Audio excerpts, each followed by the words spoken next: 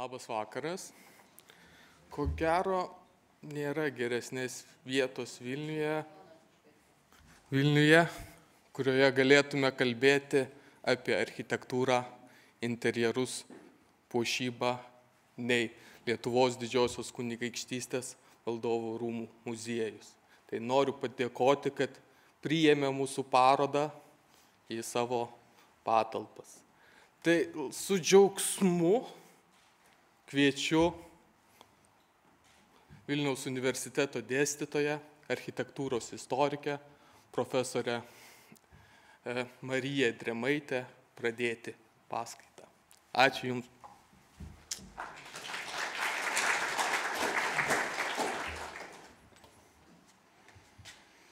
Ačiū Tomai už pristatymą. Tikrai labai malonu šį vakarą būti šioje auditorijoje ir pradėti paskaitų ciklą susijusi su paroda. Ir jūs turbūt irgi visi gerai žinote, kad vasario 13 dieną Valdovų rūmuose, čia vienu aukštu žemiau, buvo atidaryta paroda Atsivėrimai iš Lietuvos banko dailės rinkinio. Tokie dailės rinkiniai yra įprasta bankinių institucijų praktika. Tai ir tradicija, ir investicija, ir dekoracija, ir kultūrinis kapitalas. Ir jūs po šios paskaitos, jeigu dar nematėte parodos, galėsite ją apžiūrėti. Bet šiandien aš norėčiau padiskutuoti apie kitą Lietuvos banko rinkinį – architektūrinį. Nes tarpukario metais Lietuvos bankas pasistatė ne tik įspūdingą būstinę Kaune. Banko skyriai augo daugelyje mažesnių Lietuvos miestų ir miestelių. Panevėžyje, Kėdainiuose, Utenoje, Tauragėje, Mažeikiuose, Biržuose, Kretingoje ir kitur. Tai buvo gražūs, solidus, mieste išsiskiriantis ir sostinės architektūrinės madas atliepiantys pastatai. Lito rūmai, taip šis pastatas buvo vadinamas Kaune, ir jo statyba neabejotinai buvo didelis įvykis jaunos valstybės gyvavimo pradžioje. Ši statyba užduoda ir nemažai klausimų, kurių pirmasis būtų toks, kodėl apskritai buvo nutarta statytis nuosavą pastatą laikinojoje sostinėje, nes tai nebuvo savaime suprantama. Ir čia turime atsigręžti į to meto aktualiją, laikinąją sostinę. Jei pažvelgtume atidžiau, tai kitos valstybinės įstaigos, prezidentūra, ministrų kabinetas ir Seimas naujų pastatų nesistatė, o įsikūrė patvarkytuose gubernijos laikotarpio statiniuose. Tam buvo aiški priežastis, kurią nekartą pabrėžė ir to meto Kauno politinis ir kultūrinis elitas. Reikia sulaukti sugrįžimo į sostinę ir ten statyti valstybinius pastatus, ką galite matyti ir iš Pauliaus Galaunės citatos.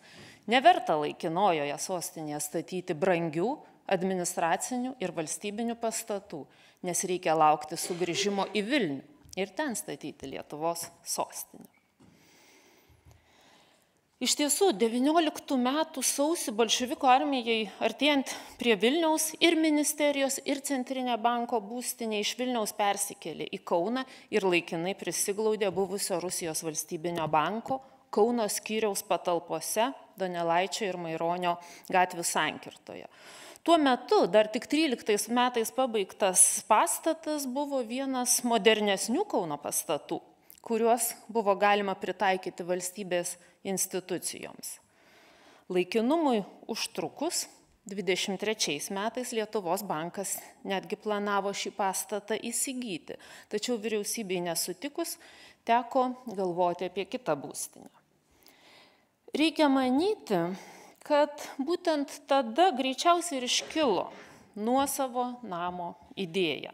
O to meto urbanistinė situacija, kur matote senąjį banko pastatą ir naująjį, leido labai nenutolti nuo užimamų patalpų, tiesiog persikelti į kitą gatvės pusę. Tačiau kaip statytis? Čia susidurėme su kita nepriklausomos valstybės gyvenimo pradžios aktualija – architektų trūkumu. Kas projektuos, kas statys, koks apskritai turi būti tas lito rūmas, nepaisant sudėtingų ekonominių ir politinių sąlygų, to laikinumo, kuris vis dar tvyrojo erdvėje. Lietuvos bankas pasirodė kaip ambicinga institucija ir nutarė surengti tarptautinį banko projektų konkursą. 24 metų gegužę Lietuvos ir Vokietijos spaudoje paskelbta apie tarptautinį naujų Lietuvos banko rūmų projektų konkursą. Tokie konkursai tapo vienu iš būdų jaunai valstybei įsilieti į vakarų Europos architektūros ir urbanistikos modernėjimo kelią, prisitraukti naujų specialistų, naujų idėjų. Iš viso tarpukariu Lietuvoje buvo surengta apie 40 tarptautinių konkursų valstybiniams pastatams. Tiesa, reikia pastebėti, kad susiklostė ir specifinė tradicija, kad pirmoji premija dar nereiškia ir valstybinio užsakymo projektuoti. Šiuo požiūriu konkursai greičiau tarnavo kaip idėjų bankas. Užsakovas nupirkdavo kelis laimėjusius projektus, o pastato projektavimą pavesdavo jau vietiniam architektui arba biurui. Na ir čia galite matyti iš tų atėjusių projektų iš Prancūzijos, Vokietijos ir Lietuvos. Tai rodo taip pat, kad vis dėlto po pirmojo pasaulinio karo Europoje tas užsakymų trūkumas architektams buvo didelis ir šitas konkursas susilaukė didelio tarptautinio dėmesio. Konkurse dalyvavo architektai iš Lietuvos, Vokietijos, Prancūzijos, o konkurso žiuri sudaryta iš profesoriaus Mykolo Songailos, inžinieriaus Jono Šimoliūno ir profesoriaus Vlado Jurgučio pirmąją premiją skyrė projektui slapyvardžiu Enigma, po kuriuo slypėjo architektų duetas iš Paryžiaus – Joseph Buquet ir Vladimir Gask. Žydų kilmės Josephas Buquet, arba Buquet, kaip jis tariamas prancūziškai, dar prieš Pirmąjį pasaulinį karą su tėvais iš Lodzės atvykęs į Prancūziją. Tuo metu buvo jaunas specialiosios architektūros mokyklos absolventas, studijavęs Paryžiaus dailiųjų menų mokykloje, École des Beaux-Arts. Savo didžiuosius pašto pastatų projektus Paryžiuje jis sukurs jau vėliau, o Lietuvos banko konkursas akivaizdžiai buvo jam galimybė tokiam jaunam specialistui pasireikšti ir gauti garbingą užsakymą. Vladimir Gask, kurio asmenvardis taip pat nurodo į imigracinę kilmę, jau turėjo patirties projektuodamas Tūro departamente, bet daugiau informacijos apie jį surinkti dar nepavyko. Bet kuriuo atveju Lietuvos banko nuomonė suprojektuotas pastatas, kad ir labai modernus, deja jo fasado neturime, tai galim pažiūrėti tik taip pjūvį ir keletą planų Lietuvos banko pinigų muziejuje saugomų. Nuspręsta pavesti banką projektuoti vis dėlto vieninteliam to meto Lietuvos architektūros profesoriui, konkurso žiuri komisijos pirmininkui Mykolui Songailai. Songailos atvykimas arba atsiradimas tarpukario Lietuvoje irgi yra susijęs su jaunos valstybės statyba. Jisai gimė Pskovo gubernijoje, architektūrą studijavo Sankt Peterburgo dailės akademijoje, nuo 1907 metų dėstė kai kuriuose šio miesto aukštosiuose mokyklose ir iš tiesų jis buvo pakviestas 21 metais atvykti į Lietuvą, į Kauną, į besikuriantį Lietuvos universitetą, kuris vėliau tapo Vytauto Didžiojo universitetu, kaip lietuviškos kilmės architektūros profesorius, turėjęs technikos fakultete užimti vietą ir pradėti kurti Lietuvos nacionalinę architektūros mokyklą. Taigi nuo 22 iki 41 metų jis buvo vienintelis architektūros profesorius Lietuvoje, rengė architektus, o trečiame dešimtmetyje projektavo arba vadovavo projektavimui beveik visų svarbiausių valstybinių pastatų. Savo kūryboje jis nuosekliai laikėsi akademinių kanonų, kurių išmoko studijuodamas ir dirbdamas Sankt Peterburge, ir kadangi atvyko jau brandaus amžiaus, savo tos tradicijos ir savo stiliaus pernelyg ir nekeitė. Taip, kad formavo tokią akademistinę Lietuvos architektūros tradiciją. Bet mažiau yra žinoma, kad nuo pat 24 metų, kai buvo pradėtas projektuoti Lietuvos bankas, pas Songailą pradėjo dirbti jaunas architektas Arno Funkas. Tai buvo Kauno vokiečių sūnus, gimęs Smolenske, po Lietuvos nepriklausomybės atvykęs į Kauną ir su inžinieriaus profesoriaus Silvestro Grinkevičiaus finansinė parama išsiųstas studijuoti į Berlyną, į tuo metu prestižiškiausią Europoje architektūros mokyklą, Berlyno aukštąją technikos mokyklą, kur 24 metais gavo diplomą ir per profesoriaus Grinkevičiaus ryšius buvo pasiūlytas kaip asistentas Songailai. Aišku, šis bendradarbiavimas abiems buvo naudingas, bet įdomu, kad taip susiformavo ilgametis Lietuvos banko architektų duetas Songaila ir Funkas. Ir man šita iliustracija, kuri buvo publikuota 33 metų tokiam dideliam Lietuvos reprezentaciniam albume skirtam Vytauto didžiojo 500 metų mirties jubiliejui paminėti, kur nušviečia visą Lietuvą. Šita nuotrauka man labai gražiai simbolizuoja visą tą tarpukario Lietuvos architektūros mokyklą, tas dvi kartas. Senąją akademistinę iš Sankt Peterburgo su tokia imperinė tradicija ir tą jaunąją vakarietiškąją su stipendijom, valstybinėm ir visokiom kitokiom finansiniam paramom išsiųsta semtis naujų idėjų į vakarų Europos mokyklas, apie 30-uosius sugrįžusią kaip jau en masse į Lietuvą ir pradėjusią formuoti tą Lietuvos modernizmo architektūrinę mokyklą.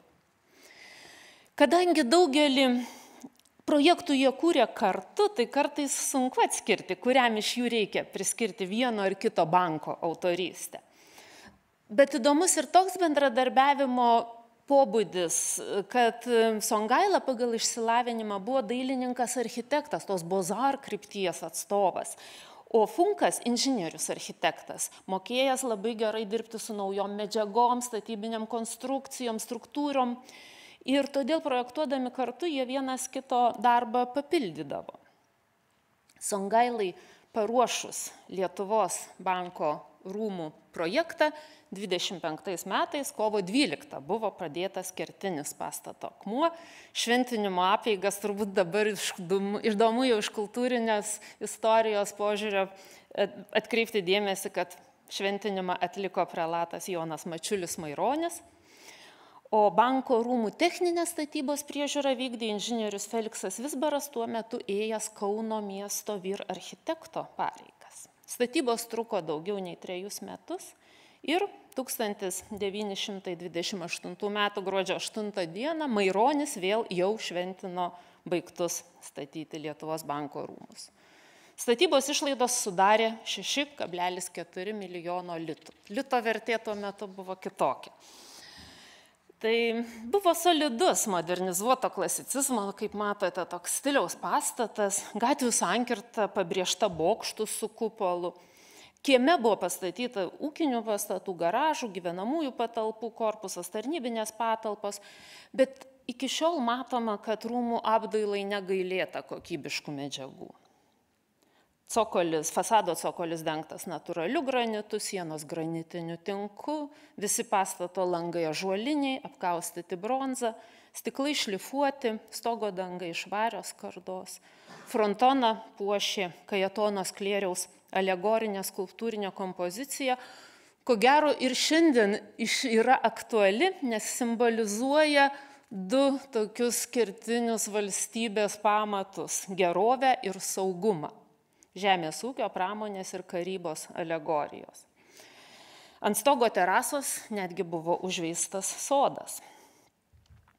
Erdvus vestibiulius, kurios sienos apdailintos juodu, gelsvu ir rusvu natūraliu bei dirbtiniu marmuru, įvairios antikinės klasikos detalės, jonėninės kolonos. Galima matyti, kad iš esmės tai yra toks modernizuoto neoklasicizmo statinys, keliantis pasididžiavimą, pagarbą, demonstruojantis turtą ir tradiciją. Operacijų salėje panaudotas natūralus ir dirbtinis marmuras, granitas, plastinis ir tapybinis dekoras, kesonai ištapyti įvairiomis irgi valstybės gerovės temomis, įvairių stilių baldai, puošnus šviestuvai, sietynai, grindų geometriniai raštai sukloti iš pilkšvo atspalvio metlacho plytelių, kitur grindys parketinės, bet tas metlacho plyteles dar siūlau atkreipti dėmesį ir jų nepamiršti, mes dar jas sutiksime kitur. Įdomus yra valdybos posėdžių salės, art deko stiliaus interjeras ir lubų dekoras.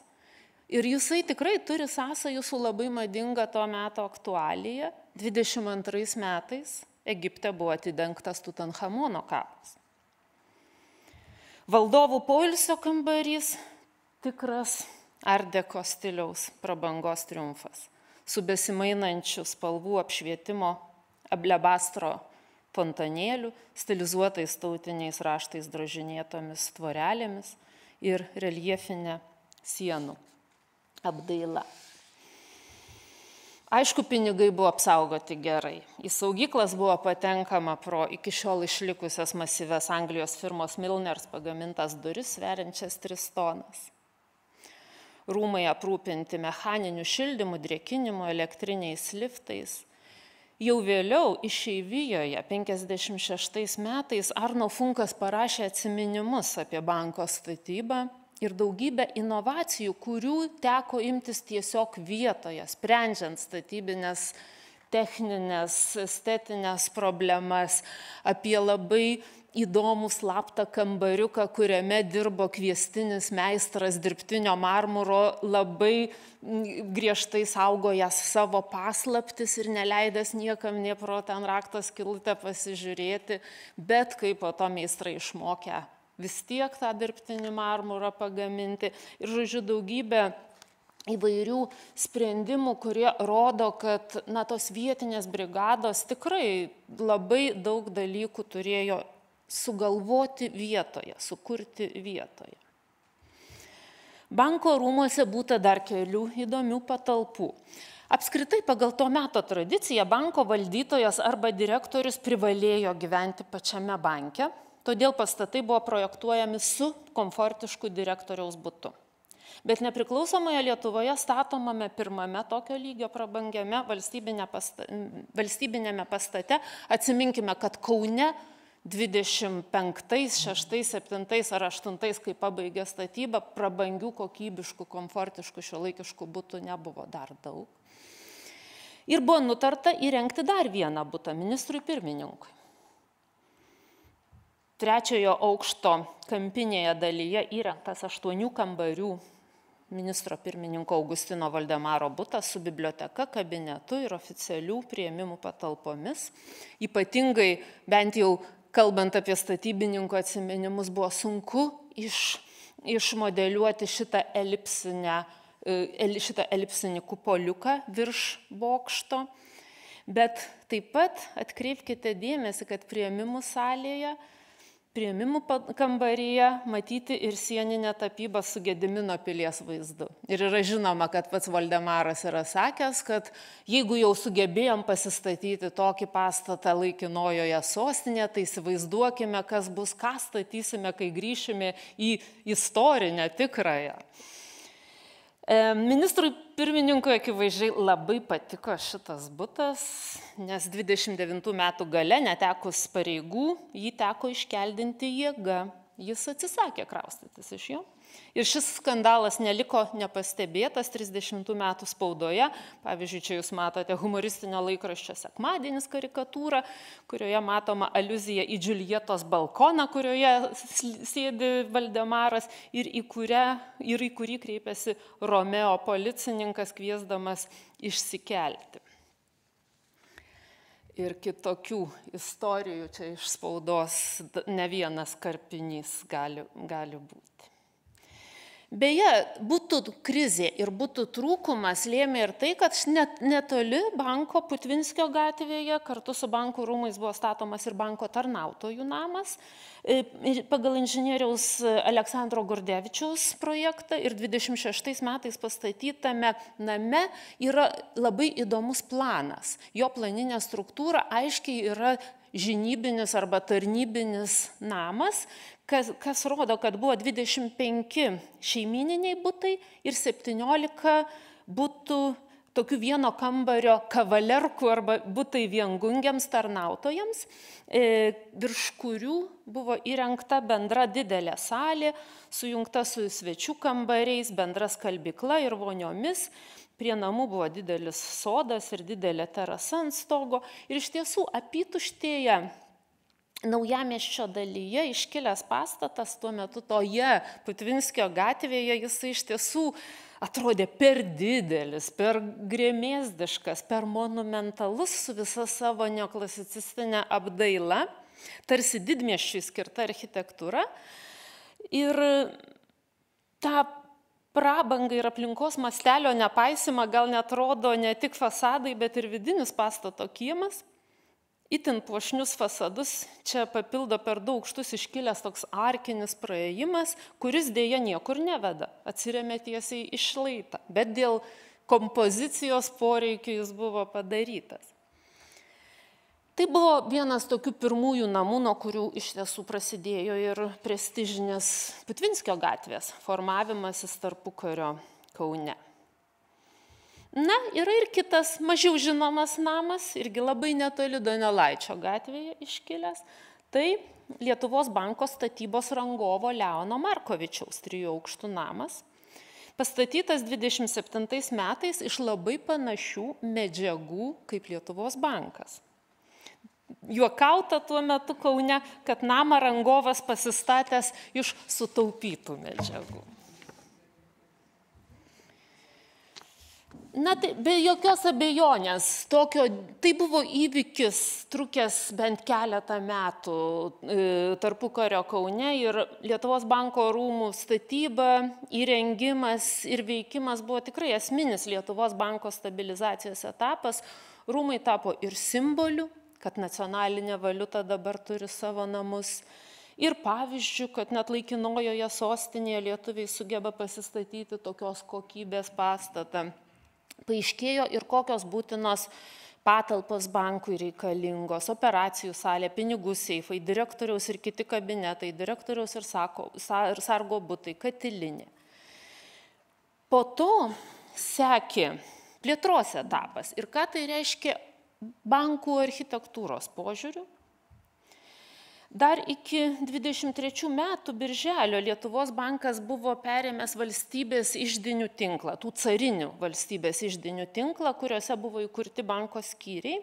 Ir 23 metais veikė 22 tokie skyriai, 32 26.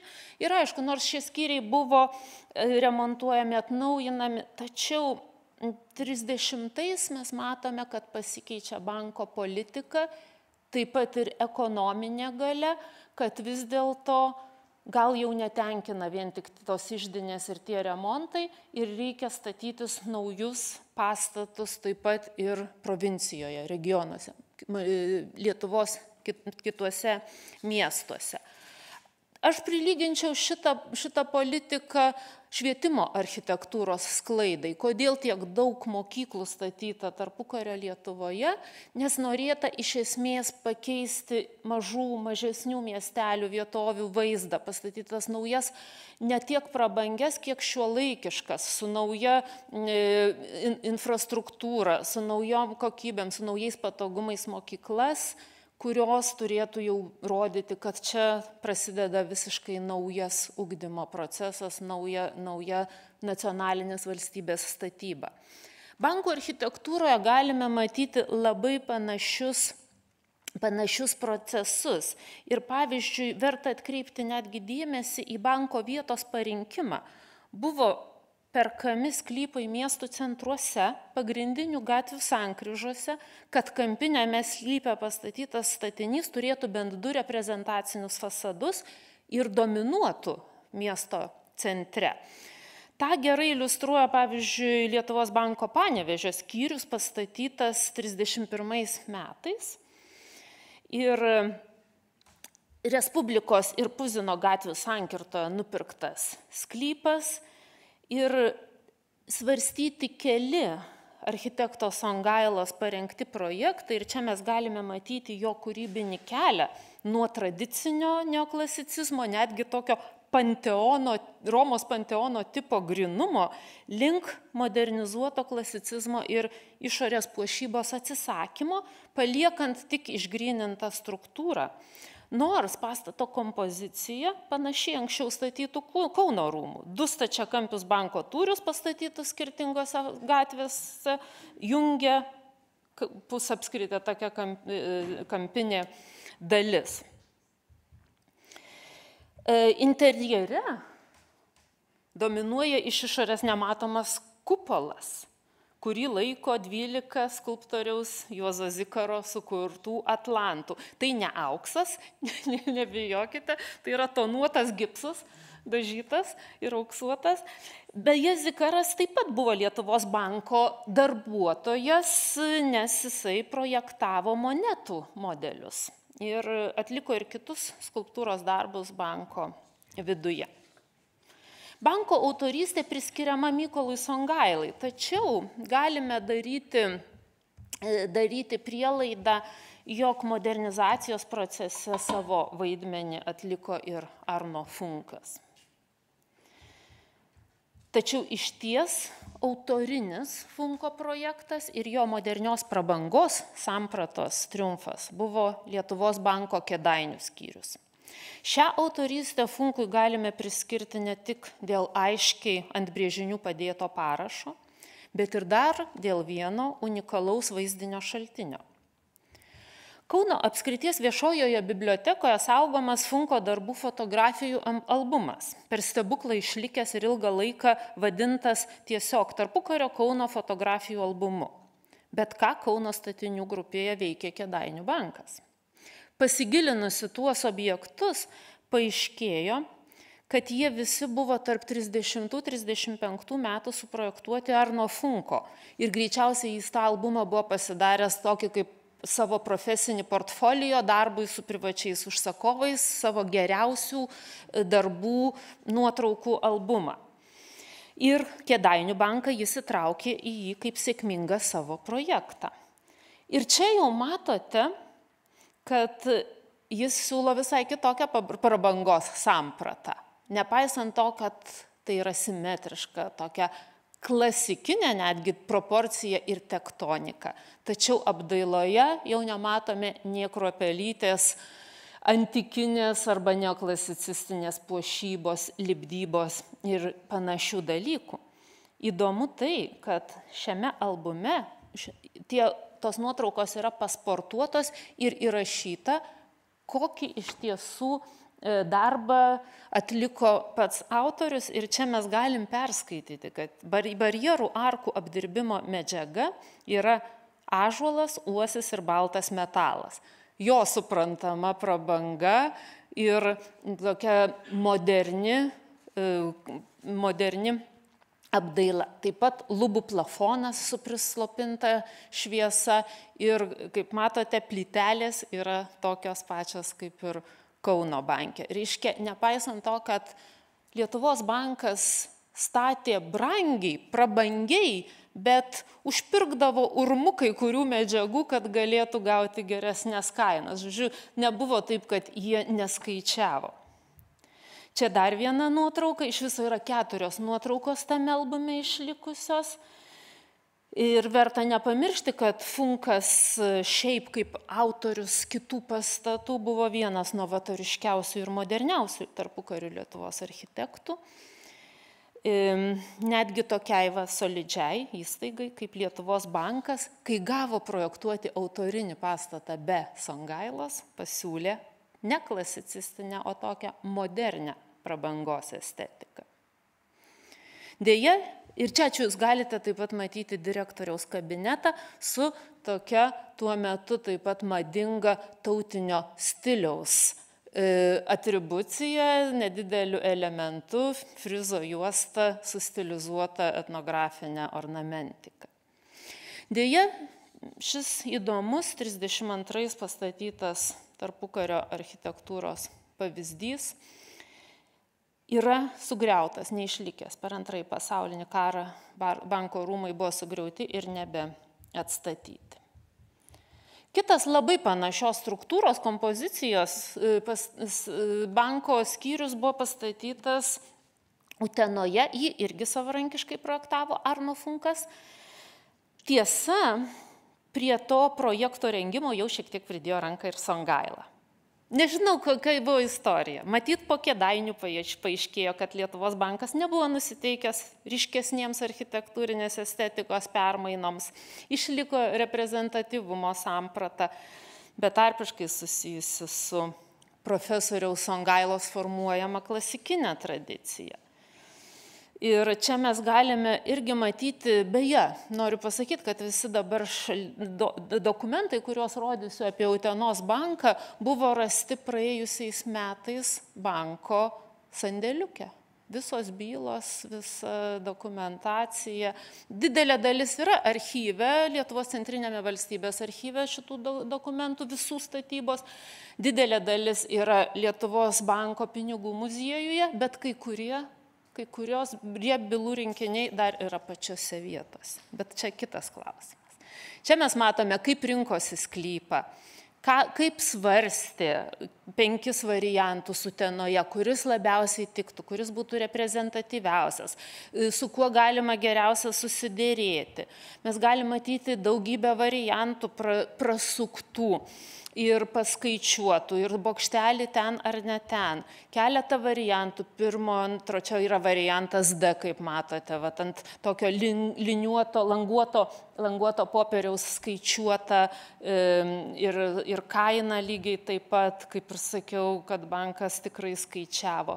Ir galiausiai jau patvirtintas valstybinės statybų ir sauskelių inspekcijos projektas, išduotas statybos leidimas ir visų aukštų planai, kur mes matome, kad pirmame aukšte operacijų salė yra pagrindinė ir ją juosia patalpos darbinės, o antras aukštas sudarytas iš valdytojo buto ir 2 pagalbinių nedidelių butų.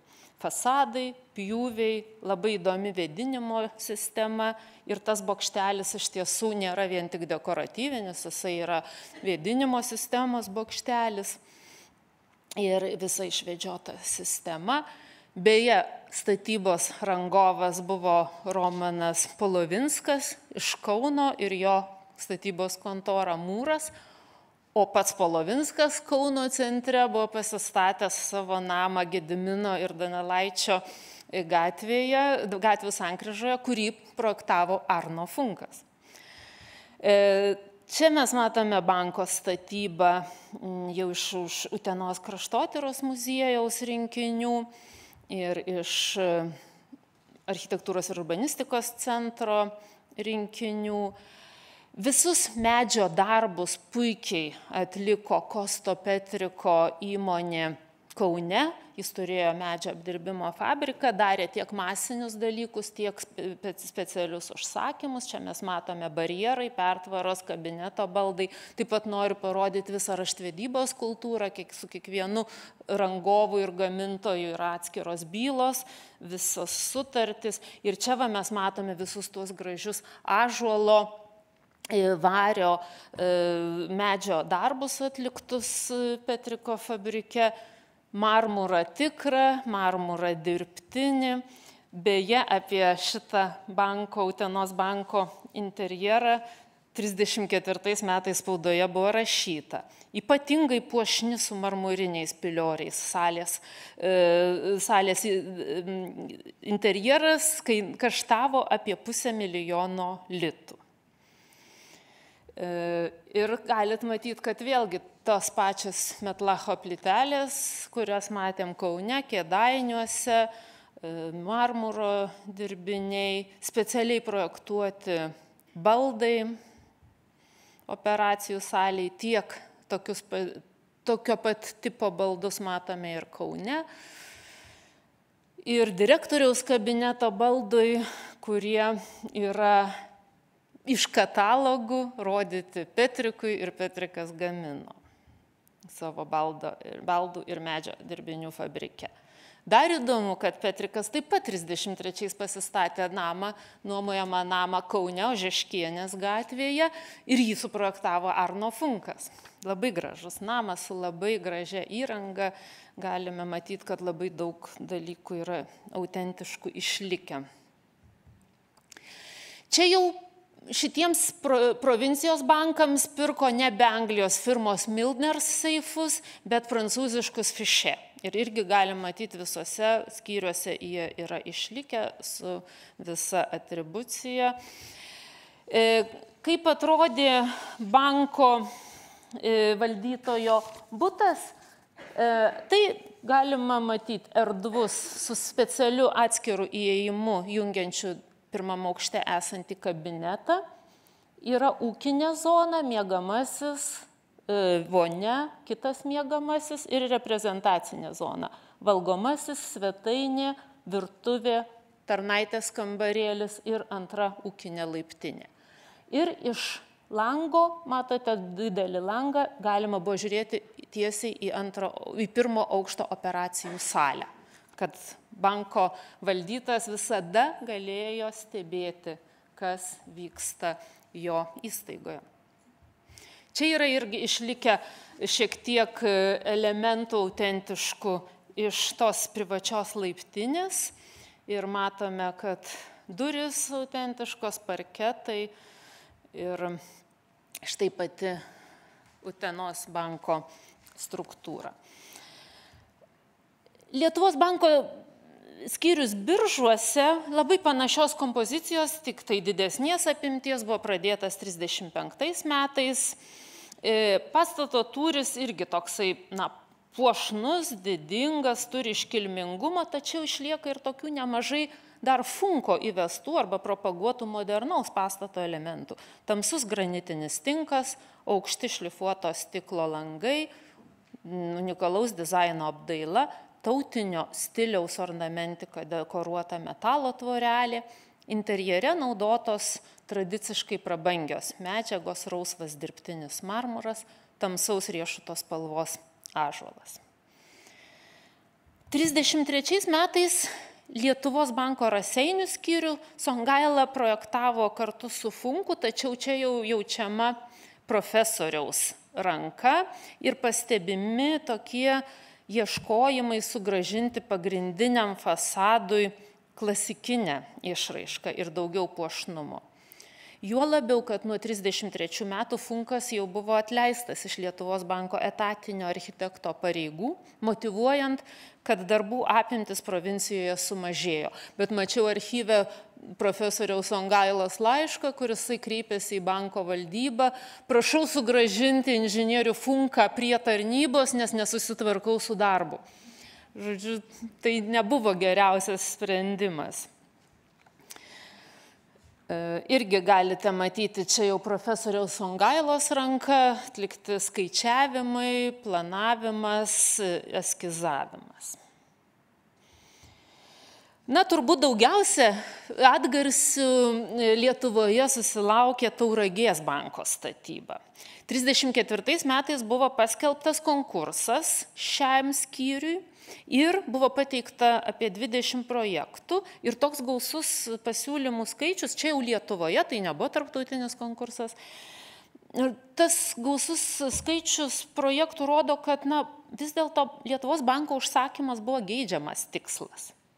Nors pirmą premiją laimėjo Funkas, jau nebedirbantis banke etatinių projektuotojų, bet projektą statybai buvo pavesta vis tiek parengti Songailai. Ir čia mes nežinome, kaip tai įvyko, nepavyko rasti protokolų ar kažkokių sprendimų, Bet iš tiesų profesinė bendruomenė dėl to kilo pasitviktinimas ir jis užfiksuotas ir spaudoje, nes kad projektavimo užsakymą gavo architektas net nedalyvavęs konkurse. Ir iš ties ant galutinių brėžinių autoriaus parašo nerandame. Na, bet bankas atitiko užsakovo lūkesčius. Jis išsiskyrė puošnumu ir prabanga. Dominavo, kaip ir Panevėžyje, apskritos formos puošni operacijų salė. Ypatingai išskiria iš kitų Tauragės banką tokia monumentali kolonada vartai, kaip ir daugelį kitų skyrių metaliniai tvorelės elementai tautinio stiliaus dvasioje, panaudojant tokius stilizuotus motyvus. Interjeras irgi labai atrodo prabangiai erdviai. Vis dėlto, dėl tokios prabangos susirūpino valstybės pareigūnai. Pavyzdžiui, statybos ir sauskelių inspekcijos vadovas architektas Antanas Novickis net 2 kartus rašė architektui prašydamas supaprastinti šį ekstravagantišką projektą. Cituoju, projektuojamųjų rūmų išvaizda atrodo per turtingai ir per iškilmingai mažam apskrities miestui. Vargiai ar derinsis net ateityje tas pastatas su kitais, ar ne geriau būtų kiek kukliau pertvarkyti fasadus, juos nuraminti, tuo kart ir aplinkiniai gyventojai galėtų pasimokyti, imdami pavyzdį iš banko statybos. Ir dėja, metų pabaigoje inspektoriui teko konstatuoti, kad rūmai savo brangumu ir puošnumu nesiderina su Tauragės miesto vaizdu. Visuomenė aiškiai neigiamai nusistačiusi dėl tokios ir brangios statybos. Ūkininkai drovėsis įžengti į baltus marmuro imitaciją papuoštus rūmus. Bankas pastatytas nepriėmęs dėmesio inspekcijos padarytų pastabų. Jau keletą metų keliamas klausimas, kad Lietuvos banko namai provincijoje statomi per daug prabangingai. Bet lig šiol banko statybos politika nesikeičia. Šis Tauragės bankas bus bene puošniausias už visus kitus provincijos bankus. Na ir čia įvairūs vėlgi patarimai, prašymai, ką reikėtų pakeisti. Pagal Songailos projektus buvo pastatyti ir Mažeikių bei Kretingos banko skyriai. Mažeikių skyrius, kaip matote, baigtas 38 metais. Ir čia verta atkreipti dėmesį irgi jo tokią sudėtingą planinę struktūrą. Plane bankas primena išsiskleidusi pilnavidurį tulpės žiedą ir jis buvo laikomas tokiu jau irgi sudėtingu ir prabangiu. Paskutinysis Lietuvos banko skyrius iki okupacijos buvo pastatytas 39 metais Kretingoje ir ypatingai šoniniai fasadai, terasos, kolonados puošė jį labai. O viduje Petro Kalpoko tapyba buvo tokiu triptiku, buvo dekoruota operacijų salė. Na va, tai kaip mes galim čia apibūdinti visą šitą judėjimą, visą šitą Lietuvos banko tarpukario statybos politiką, tokias masyves investicijas į estetiką, kokybę, gerą architektūrą, aplinkos gražinimą. Aišku, galime manyti, kad tą toną tokių prabangių pastatų uždavė pirmasis Kauno skyrius pagal Songailos projektą pastatytas 24-28 metais. Ir netgi 4-ojo dešimtmečio pabaigoje, kai mes jau kalbame apie Kauno modernizmą, apie Lietuvos modernizmą, apie funkcionalizmą įsigalinti nuo 30-ųjų metų, vis dėlto matome, kad Lietuvos banko pastatų architektūroje buvo išlaikytos sąmoningai klasikinės formos. Monumentalumas, puošnumas. Ir nors tą perdėtą provincijos miestų Lietuvos banko skyrių prabangą kritiškai vertino vyriausiosios statybų ir sauskelių inspekcijos valdininkai, Lietuvos bankas savo nusistatymo nekeitė. Į inspekcijos priekaištus, esą Lietuvos banko namai provincijoje statomi per daug iškilmingai, profesorius Songaila 37 metais taip raštu yra atsakęs. Jeigu lyginti banko statybą su Bakūžėmis, kuriomis dauguma mūsų apskrities miestų užstatyta, tai statybų ir Sauskelių inspekcijoje teisi.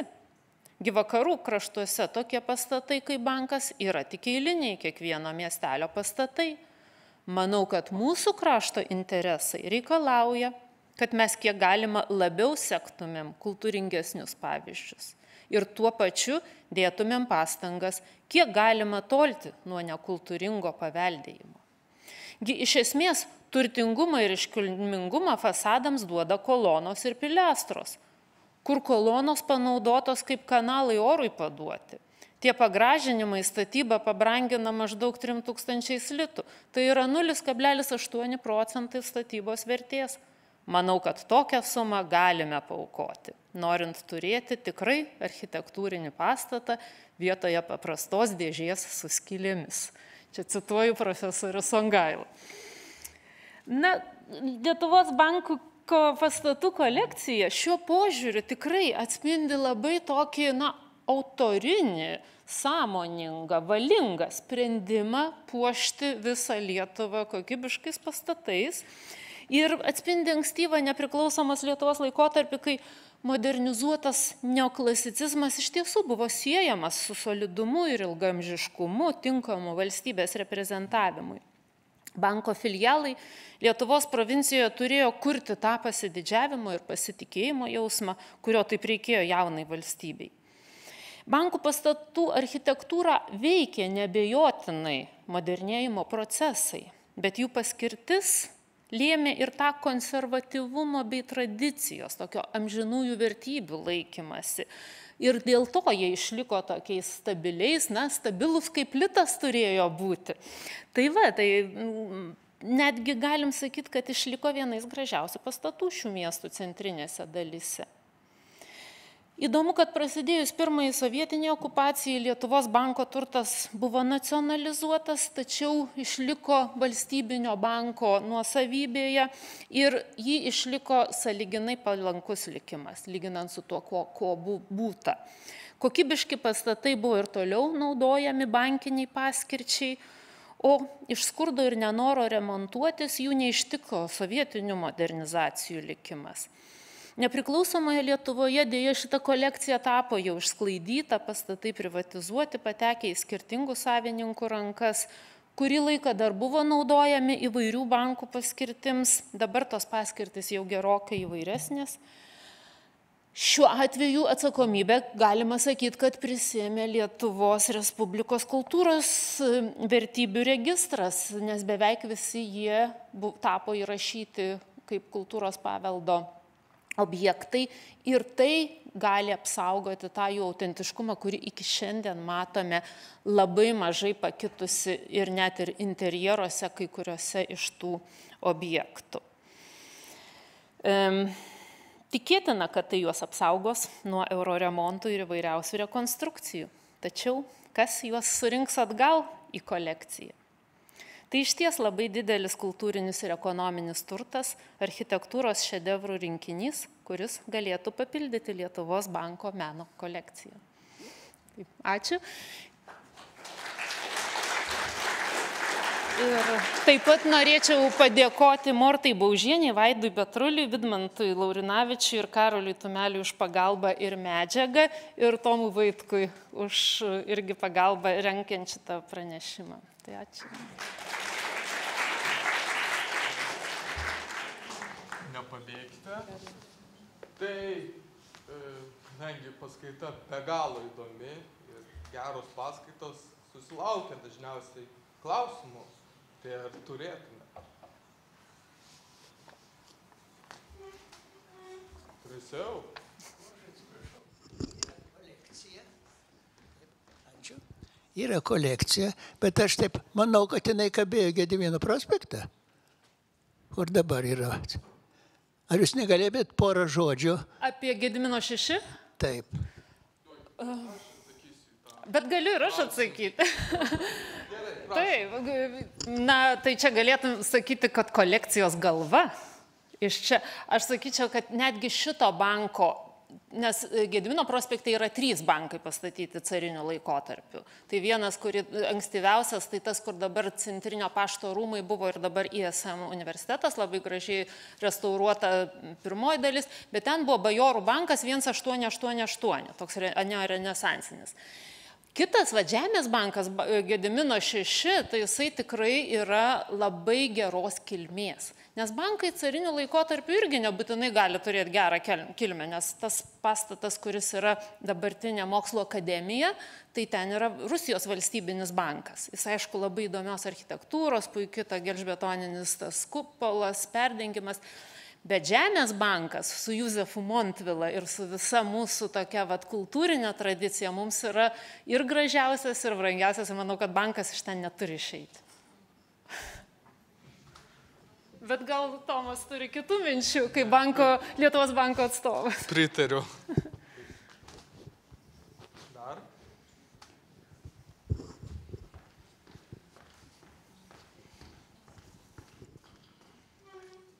Taip, na, tikrai matosi, kad daug turėjo filialų Lietuvos bankas tarpukariu, dabar yra kitokia padėtis. Kodėl jų tiek daug reikėjo tada? Nes dabar komerciniai bankai turbūt daugelį funkcijų atlieka. Ačiū. Na, man atrodo, yra labai žavinga tai, kad Lietuvos bankas Kaune vis dar atlieka bankinės operacijas ir jūs ten galite nueiti išsikeisti ir man atrodo, kad dar ir litus keičia. Tai žinoma, banko funkcija, Lietuvos banko funkcija nebuvo vien tik tai reguliacinė, bet taip pat jinai atliko visas operacijas. Tai todėl jiems reikėjo operacijų salių. Ir tų operacijų salių, na, kur ateidavo didelis rautai žmonių. Pagalvokim, kad elektroninės bankininkystės tuo metu nebuvo, viskas buvo daroma su tikrais pinigais ir tai buvo labai intensyviai lankomos ir naudojamos įstaigos. Priduriant klausimui, tarpukario bankas buvo emisijos bankas. Ką tai reiškia? Tas bankas yra akcijinis bankas. Tai jisai tarnauja kaip, teikia paslaugas, visas komercinių bankų paslaugas. Tai dėl to toksai labai platus tinklas, nes, pats Lietuvos bankas išsiskiria iš komercinių bankų, kadangi vis tiek yra didesnis dėmesys paslaugos suteikimo įvairiose provincijose, kad žmonės turėtų tą prieigą prie bankininkystės tarpukariu. Ir čia gal verta pridurti, ta drąsa architektūrinė būtent iš to kyla, kad įstaiga ne tik valstybinė, bet ir privati, toksai sandūra tam tikra yra ir jie reiškia ją. Tai va.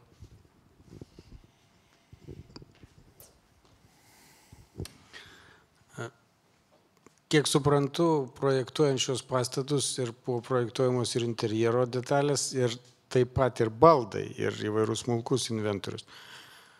Berods kokiais 95 metais yra tekę daryti auditą centriniuose rūmuose, tuo metu ten buvo komercinis bankas ir atsimenu puikius baldus ir jais buvo naudojamasi ir ant jų sėdimai, jie tiesiog buvo tiek metų ištarnavę ir puikiam dar stovi. Tai norėjau paklausti, koks likimas dabar, kas ten tam pastate ir ar yra išlikę baldai ir kitos interjero detalės tuose kituose filialuose.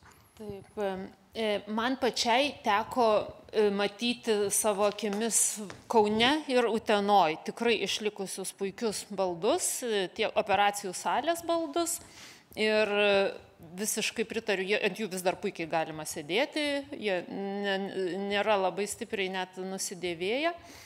Ir jeigu dabar aš neturiu laiko pasakoti labai smulkiai ir detaliai, bet va čia jūs matote, Kaune tokios operacijų salės minkštasuoliai, jie yra dvipusiai, kur gali klientai kaip laukdami sėdėti ir va čia.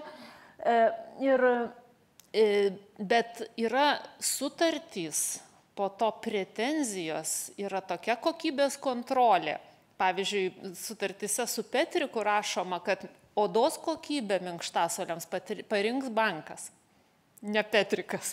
Žodžiu, yra labai viskas smulkiai detaliai, matosi, dėl kokybės reikalavimai keliami buvo.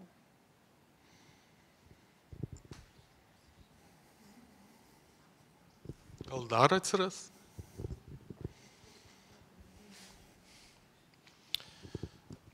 Aš manau, kad dabar yra lankoma vieta, tai tik viena, tik Kauno bankas, kuris rengia ekskursijas, jūs tikrai galite viską aplankyti, viską pačiupinėti, puikia vieta ir jinai, man atrodo, tokia ir išliks, bet aš jau nenoriu čia spekuliuoti ir prognozuoti, ko nežinau. Ir man teko detaliai daryti tyrimus Utenos banke, tai žinau, kad iš jo bus daromas restoranas, bet su labai pagarbiu interjero išsaugojimu ir eksponavimu. Tai teisingai, Kaune galime aplankyti interjerus, ateiti į žymų į Valdemaro butą, tai galima apžiūrėti, užsiregistruoti, o Vilniuje banko pastatus bus galima aplankyti per Open House renginį. Tai esame jau 2 metus dalyvis, tai iš tiesų kviečiame atvykti su gidais. Na, iš tiesų bus papasakota apie pačio šių rūmų istoriją, kuri yra irgi nemažiau įdomi ir sužinosite, kokie signatarai dirbo būtent tame pastate. Tai va. Taip.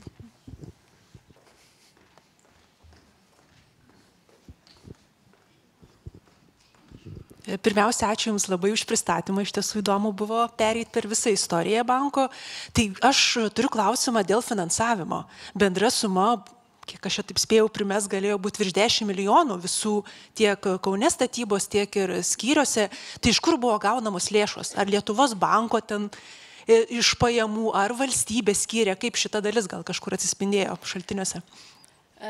Čia geras klausimas visada. Mes galim pradėti nuo to, aš dažnai gaunu klausimų, tai iš ko tas tarpukario Kaunas pasistatė, iš kur tas modernizmas. Tai, nes mes dažnai kalbame apie architektūrą, kokybiškas medžiagas, bet iš kur pinigai. Tai pinigai čia buvo finansuojama savo lėšomis ir laikyta kaip investicija. Ir matosi, yra ten dideli protokolai, kaip jie svarsto, kiek kur kam skirti. Yra, aišku, rangovų laiškai, kaip viskas brangsta ir kaip reikia pridėti ir kaip vėl trūksta. Bet tai yra vis tiek labai griežta dokumentacija, matosi ir sprendimai, kiek skirti ir kaip skirti. Ir lėšos tikrai labai didelės, bet, kaip sako Songaila, matyt, gali taip galės taip tiek sau leisti. Tai norėdami turėti tikrai architektūrinius kūrinius. Tai kaip minėjau, kad kadangi teikia komercinės paslaugas, tai bankas irgi uždirbdavo pelnus, tai leido sukaupti per ilgą laikotarpį kapitalo tam tikro, kuris buvo panaudotas plėtrai. Beje, didžiausia įtampa buvo dėl Valdemaro buto nuomos, kas mokės, nes bankas, jisai tik skyrė butą ir tikėjosi, kad vyriausybė mokės, nes ministras pirmininkas, o vyriausybė tikėjosi, kad bankas mokės, žodžiu, liko skolų.